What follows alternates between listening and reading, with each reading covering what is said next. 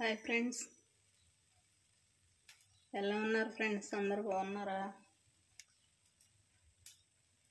నేనైతే బాగున్నాను ఫ్రెండ్స్. అందరూ బాగుండాలి, అందులో నేను ఉండాలి. నేను ఒక రెసిపీతో మీ ముందుకు వచ్చాను. దోశ పిండి ఇది దోశ పెసరపప్పు, పచ్చెనపప్పు, అటుకులు మూడు గ్లాసులు తీసుకున్నాను. 3 సమానం తీసుకున్నాను. దోశ అయితే రాదేమో అనుకున్నాను ఫ్రెండ్స్. దోశ బాగా వచ్చింది. గ్లాస్ అటుకులు, గ్లాస్ పచ్చెనపప్పు, గ్లాస్ పెసరపప్పు, మూడు గ్లాసులు నైట్ నానబెట్టుకున్నాను. అటుకులు అయితే మార్నింగే నానబెట్టుకున్నాను. మార్నింగ్ మిక్సీ పట్టాను ఇది దోశ పిండిని. దీనిలో అల్లం పచ్చిమిర్చి కూడా వేసి మిక్సీ పట్టాను పిండిలో. కొంచెం పిండిలో జీలకర్ర వేస్తున్నాను ఫ్రెండ్స్. మీరు కూడా ఒకసారి ట్రై చేయండి ఈ దోశని. పచ్చెనపప్పు, అటుకులు, పెసరపప్పు మూడు గ్లాసులు. దోశ బాగా వస్తుంది. దోశ అయితే వేసాను. దీనిలోకి పచ్చి కొబ్బరి చట్నీ చేశాను. పచ్చి కొబ్బరితో చట్నీ చేశా. అల్లపు చట్నీ చేశాను ఫ్రెండ్స్.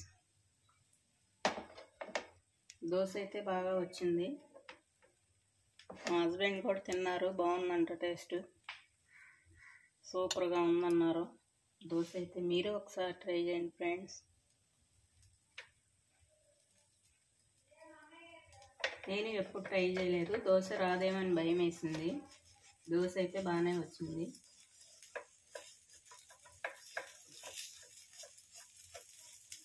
అందరు బ్రేక్ఫాస్ట్ అయిపోయిందా ఫ్రెండ్స్?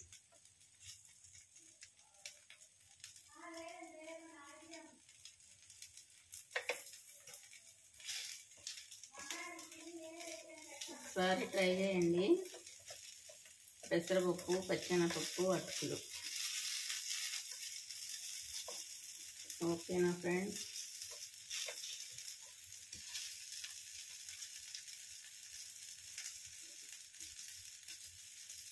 దోశ బాగుంది. మినప దోశ కన్నా బాగుంది ఇది. ఒకసారి ట్రై చేయండి.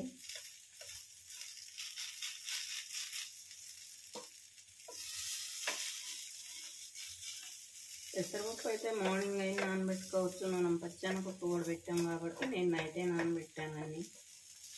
అటుకులు ఒకటి మార్నింగ్ పెట్టుకున్నాను.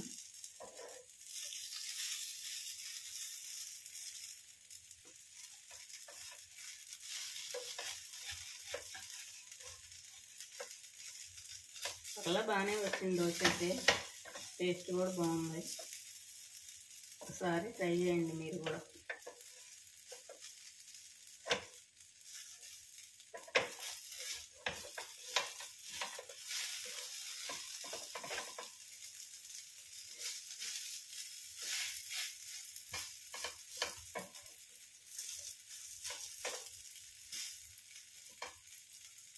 దోశ అయితే రెడీ అయిపోయింది ఫ్రెండ్స్.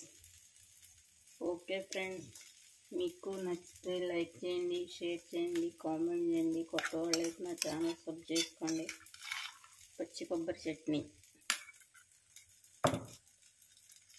అల్లం చట్నీ ఒకసారి మీరు ట్రై చేయండి. దోశకి పెసరపప్పు, పచ్చెనపప్పు, అటుకులు మూడు గ్లాసులతో ట్రై చేయండి. దోశ సూపర్గా ఉంది, టేస్టీగా ఉంది. ఓకే ఫ్రెండ్స్, బాయ్ ఫ్రెండ్స్ మరి.